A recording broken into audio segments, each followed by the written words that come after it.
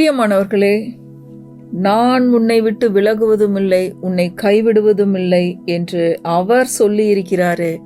அதனாலே நாம் தைரியம் கொண்டு, கர்த்தர் எனக்கு சகாயர், நான் பயப்படேன், மனுஷன் எனக்கு என்ன செய்வான் என்று சொல்லலாமே. எபிரேயர் 13வது அதிகாரம் 5வது 6வது வசனம். இந்த நாள்லையும் ஆண்டவராகிய இயேசு கிறிஸ்துவின் நாமத்தினால இப்படி தைரியம் அளிக்கக்கூடிய வார்த்தைகளை கேட்கும்படியாக நான் ஒவ்வொருத்தரையும் வாழ்த்தி ஆசீர்வதிக்கிறேன். கர்த்தர் நல்லவர். பிரியமானவர்களே, இந்த நாள் கர்த்தர் உண்டு பண்ணின நாள். இதில் நாம் மகிழ்ந்து களி கூறுவோம். கர்த்தர் நல்லவர். பாருங்க, இன்றைக்கும் கூட ஒரு அற்புதமான வார்த்தையை நாம் ஏசாயா புத்தகத்திலிருந்து படிக்க போறோம். ஏசாயா 46வது அதிகாரம் 4-5வது வசனங்கள். ஏசாயா 46, 4, 5வது வசனத்தை வாசிப்போம். யாக்கோபின் சந்ததியாரே, இஸ்ரவேல் சந்ததியில் மீதியாகிய சகல ஜனங்களே, எனக்கு செவி கொடுங்கள். தாயின் வயிற்றில் தோன்றினது முதல் உங்களை ஏந்தி, தாயின் கற்பத்தில் உற்பத்தியானது முதல் உங்களை தாங்கினேன். உங்கள் முதிர் வயது வரைக்கும் நான் அப்படி செய்வேன். நரை வயது மட்டும் நான் உங்களை தாங்குவேன். நான் அப்படி செய்து வந்தேன். இனிமேலும் நான் ஏந்துவேன், நான் சுமப்பேன், தப்புவிப்பேன். பாருங்க, அற்ப ஆயுசுல போயிடுறது குறித்து தான் பேசுறாங்க இன்றைக்கு அநேக இடங்கள்ல. பாருங்க, கர்த்தர் கொடுத்தார், கர்த்தர் எடுத்தார், அப்படியெல்லாம் நம்ம பேசுறோம். இப்படிப்பட்ட வார்த்தைகள் நம்ம வாயிலிருந்து வரக்கூடாது. பாருங்க, கர்த்தர் என்ன சொல்லியிருக்காரு? உங்கள் முதிர் வயது வரைக்கும் நம்மளை நடத்துகிற தேவன். இந்த வார்த்தைகள் எங்க திருமணத்துக்கான வாக்கு தத்துவம். பாருங்க, இன்றைக்குள்ள அடுத்து இன்னும் 2-3 மாதங்கள் கழித்து 29 வருஷங்களை நாங்க முடிக்க போறோம். இந்த 29 வருஷமும் கர்த்தர் எவ்வளவு நல்லவராய் இருந்தார். இந்த வசனத்தை ஆண்டவர் கொடுத்த உடனே எனக்கு எங்க திருமணம் ஞாபகம் வந்தது. கர்த்தர் எவ்வளவு உண்மையுள்ளவராய் இருந்தார், எப்படி நம்மளை ஏந்தி சுமந்து தாங்கி தப்புவித்து நடத்தி வந்தார் அப்படின்னு சொல்லி நான் ஒவ்வொன்றா நினைச்சு பார்த்தேன். எவ்வளோ மேடு பள்ளங்கள், எவ்வளோ ஏற்ற தாழ்வுகள், எவ்வளோ பிரச்சனைகள், எல்லாவற்றின் நடுவிலும் கர்த்தர் நம்ம கூட இருந்தார். ஏன்னா, நான் உன்னை விட்டு விலகுவதும் இல்லை, உன்னை கைவிடுவதும் இல்லை என்று அவர் சொல்லி இருக்கிறாரு.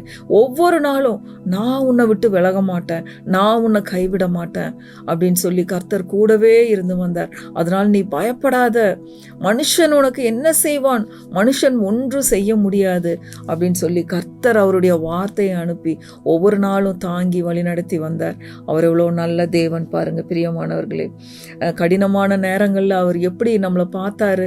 கடினமான நேரங்கள்ல அவர் தம்முடைய தோளின் மேல நம்மளை ஒவ்வொருத்தரையும் அவர் தூக்கி சுமந்து வந்தார். நம்ம கால்கள் கீழே படாதபடி, நம்ம கஷ்டமான நேரங்கள்ல நம்மளையும் அறியாம நம்மளை அப்படியே தூக்கி கொண்டு வந்தார்.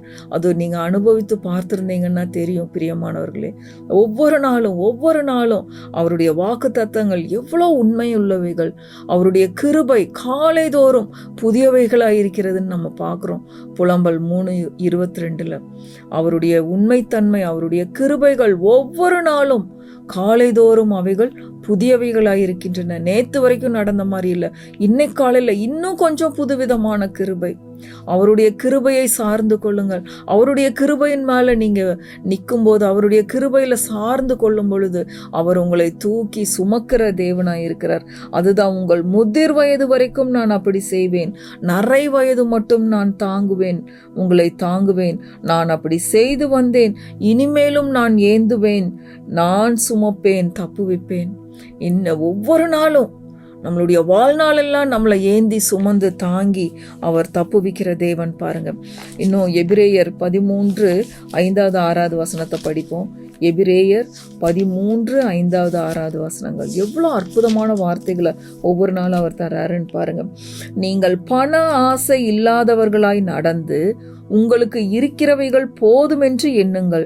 நான் உன்னை விட்டு விலகுவதும் இல்லை, உன்னை கைவிடுவதும் இல்லை என்று அவர் சொல்லி இருக்கிறாரே. அதனாலே நாம் தைரியம் கொண்டு, கர்த்தர் எனக்கு சகாயர், நான் பயப்படேன், மனுஷன் எனக்கு என்ன செய்வான் என்று சொல்லலாமே. நம்மளை விட்டு அவர் விலகவே மாட்டாரு. வேதத்தில் இது ரொம்ப ரொம்ப முக்கியமான வாக்கு தத்துவம் பாருங்க. எந்த கடினமான சூழ்நிலையை ஒருவேளை நீங்க கடக்க வேண்டி நேரிட்டால் ஆண்டவர் என்ன சொல்றாரு? நான் உன்னை விட்டு விலகவே மாட்டேன், நான் உன் கூடவே இருப்பேன். நான் உன்னை ஏந்துவேன், நான் சுமப்பேன், நான் தப்புவிப்பேன், பயப்படாத, கலங்காதே அப்படின்னு சொல்லி ஆண்டவர் வாக்கு பண்ணி நம்மளை இந்த நாளில் தைரியப்படுத்துகிற தேவனாய் இருக்கிறார். கர்த்தர் நம்மளுக்கு சகாயராய் இருக்கிறார். பிரியமானவர்களே, கர்த்தர் நமக்கு சகாயராய் இருக்கிற. இன்னும் 8வது வசனம் பாருங்க. இயேசு கிறிஸ்து நேற்றும் இன்றும் என்றும் மாறாதவராய் இருக்கிறார். நான் நினைச்சு பார்க்குறேன், எங்க 29 வருஷத்துக்கு முன்னாடி திருமணம் ஆன அன்னையிலிருந்து அன்னைக்கு சொன்ன தேவன் இன்றைக்கும் அவர் உண்மையுள்ளவராய் இருக்கிறார்.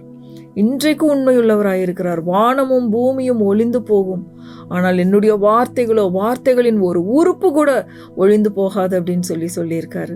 அவர் சொன்ன தேவன், அவர் காப்பாற்றுகிற தேவன், உங்களை சுமக்கிற தேவன். இன்றைக்கு நீங்க எப்படிப்பட்ட சூழ்நிலைகள்ல இருந்தாலும் இன்றைக்கு கர்த்தரை நோக்கி கூப்பிடுங்க. ஆண்டவரே, நீர் இப்படி சொல்லி இருக்கிறீர், நான் உன்னை விட்டு விலகுவதும் இல்லை, உன்னை கைவிடுவதும் இல்லை என்று நீர் சொல்லி இருக்கிறீர், நீர் என் கூட இருக்கிறீர், நன்றி ஆண்டவரே, இந்த நாள்ல இருந்து என்னையும் நீங்க தாங்கி வழி நடத்துங்க அப்படின்னு நீங்க சொல்லும் போது அவர் உங்களை தாங்கி வழி நடத்துகிற தேவனாய் இருக்கிறார். இன்னும் கூட பாருங்க, ஆதியாகமம் 28:15 வசனம். யாக்கோபுக்கு ஆண்டவர் சொல்லுவார் பாருங்க, நான் உன்னோடு இருந்து நீ போகிற இடத்திலெல்லாம் உன்னை காத்து இந்த தேசத்துக்கு உன்னை திரும்பி வர பண்ணுவேன், நான் உனக்கு சொன்னதை செய்யும் அளவும் உன்னை கைவிடுவதில்லை என்றார். பாருங்க, யாக்கோபு அவ்வளோ பெரிய இதில் வனாந்தரத்தில் அப்படி படுத்து தூங்கிட்டு இருக்கிறான், கல்லை தலைக்கு வச்சு. அந்த நேரத்தில் ஆண்டவர் வந்து பேசுகிறாரு, நான் உன்னோடு கூட இருந்து நீ போகிற இடத்துலெல்லாம் உன்னை காத்து உன்னை திரும்பவும் இந்த தேசத்துக்கு உன்னை திரும்பி வர பண்ணுவேன், நான் உனக்கு சொன்ன இந்த வசனம் நிறைவேறும் அளவும் நான் உன்னை கைவிடுறதும் இல்லை, நான் உன்னை விட்டு விடவே மாட்டேன், உனக்கு சொன்னதை செய்யும் அளவும் உன்னை கைவிடுவதில்லை என்றார். பாருங்க, எத்தனை ஆண்டுகள் போய் யாக்கோபு அவங்க மாமா வீட்டில் இருந்து 20 வருஷம் எத்தனையோ பரிவாரங்களோடு திரும்பி வர கர்த்தர் கிருபை கொடுத்தார். பிரியமானவர்களே, அவர் அற்புதமான ஆண்டவர், சூப்பர் நேச்சுரல் காட். அவர்னால முடியாத காரியம் ஒன்றுமே இல்லை. தேவையில்லாத பயங்கள், சந்தேகங்கள், அவ்விசுவாசங்கள், இந்த மாதிரி வாழ்க்கை ஆண்டவர் நமக்கு நியமிக்கல. அது அவருடைய திட்டமே கிடையாது. பயமான வாழ்க்கையும் அவ்விசுவாசமும் தேவன் நமக்கு வைத்த வாழ்க்கை கிடையாது. இன்றைக்கு நாம் விசுவாசிப்போம், அவருடைய வார்த்தைகளை எடுத்துக்கொண்டு, கர்த்தருடைய வார்த்தை நம் கால்களுக்கு தீபம், நம் பாதைக்கு வெளிச்சமாயிருக்கிறது. இந்த வார்த்தைகளை எடுத்துக்கொண்டு இந்த உலகத்திலே சுடர்விட்டு எரிகிற விளக்குகளைப் போல நாம் பிரகாசிப்போம். கர்த்தர் நல்லவர், அவரை துதியுங்கள், அவர் கிருபை என்றும் உள்ளது. ஆமென், ஆமென், ஆமென்.